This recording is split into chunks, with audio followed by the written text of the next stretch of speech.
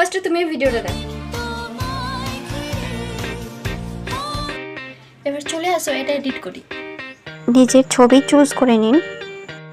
এরপর ছবিটাকে 0.2-তে রেখে ডুপ্লিকেট করে নিন যতগুলো আপনি চাইছেন।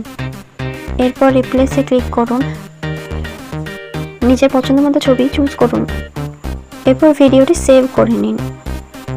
এরপর ডিউরেশনে যান।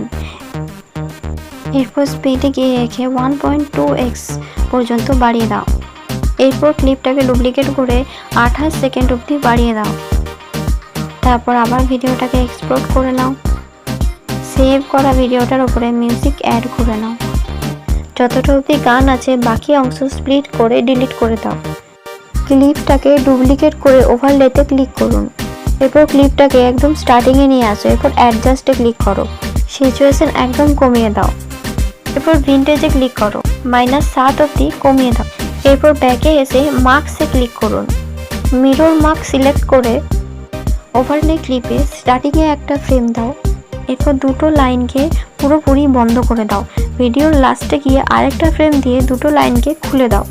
এরপর আরেকটা ছবি অ্যাড করে রিমুভ ব্যাকগ্রাউন্ডে গিয়ে ব্যাকগ্রাউন্ড রিমুভ করে স্টকে গিয়ে এই স্টকটা সিলেক্ট করুন। ছবিটা ঠিক মতো জায়গায় সেট করে নাও।